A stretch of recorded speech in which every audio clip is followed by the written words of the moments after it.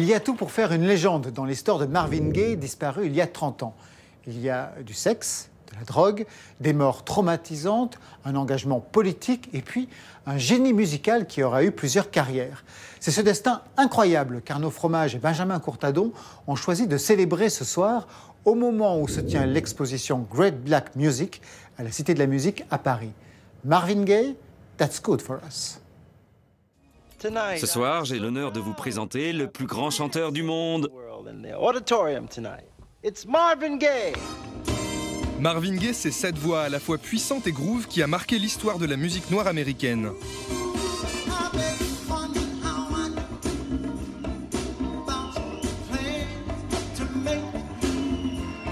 30 ans après sa mort, rendez-vous avec Marc Benaïch, commissaire de l'exposition Great Black Music, et de Gilles Pétard, qu'il a rencontré dans les années 70. La carrière du prince de la soul démarre au début des années 60, période charnière dans l'histoire de la musique. On est dans le début de l'ère populaire commerciale et en même temps des débuts aussi de la déferlante des musiques américaines sur l'Europe et l'Afrique. Retour en 5 disques sur la carrière de celui qui, au départ, voulait être crooner pour le label Motown, la maison de disques iconique de la soul des années 60. Quand il était adolescent, vers l'âge de 15-16 ans, il a fait partie d'un groupe de doo-wop. Le doo-wop, c'était une musique très très populaire dans les années 50 aux États-Unis. C'était en fait des groupes vocaux qui faisaient des harmonies. Et c'est comme ça que Marvin Gaye est arrivé chez Motown. Il est donc arrivé au départ en tant que musicien. Il avait joué de la batterie sur certains disques. Et Marvin Gaye, à cette époque-là, se voyait une carrière de crooner. Who was lost and lonely, believing life was only. Sauf que les albums du crooner Marvin Gaye n'ont pas de succès. Berry Gordy, le patron de la Motown, lui demande alors de changer de style. Il veut des morceaux plus soul, plus dansants. Parmi ses premiers succès, des duos notamment comme Ain't No Mountain High Enough avec Tammy Terrell.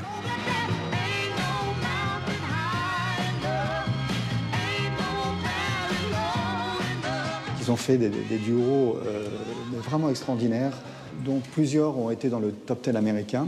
Mais Tammy Terrell était une femme fragile, elle avait des problèmes cardiaques, elle est morte sur scène en 70 dans les bras de Marvin Gaye. Et ça, c'est quelque chose qui a beaucoup affecté Marvin Gaye. Marvin Gaye ne refera plus de scène pendant 4 ans. En 1971, il fait son grand retour avec What's Going On, un album radicalement différent, inspiré des émeutes qui secouent alors les États-Unis en cette période de lutte pour les droits civiques et contre la guerre du Vietnam.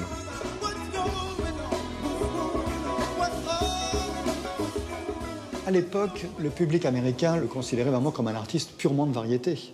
C'est un artiste qui n'était pas du tout publiquement engagé. Et donc, du jour au lendemain, il a vraiment touché le public d'une manière tout à fait différente.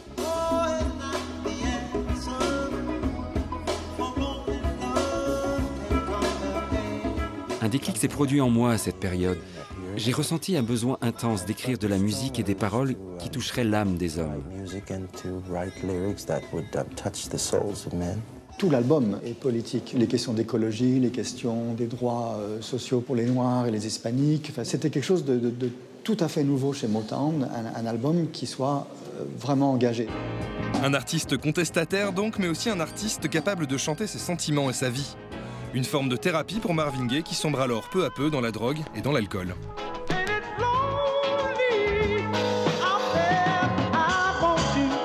Les albums de Marvin Gaye à partir de I Want You étaient des albums thérapiques pour lui-même. Sa vie était très très compliquée à ce moment-là. Donc c'est encore une autre phase de sa carrière et c'est la carrière que moi j'appellerais plutôt intimiste.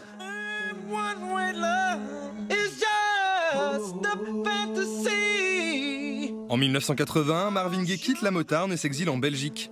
Le dernier album qu'il sort de son vivant, Midnight Love, contient le plus grand succès de sa carrière, Sexual Healing. Il rentre alors triomphalement aux États-Unis pour entamer une grande tournée, mais le chanteur est en pleine déchéance, une dispute avec son père dégénère et celui-ci l'assassine la veille de ses 45 ans. Un destin tragique, très représentatif d'une époque.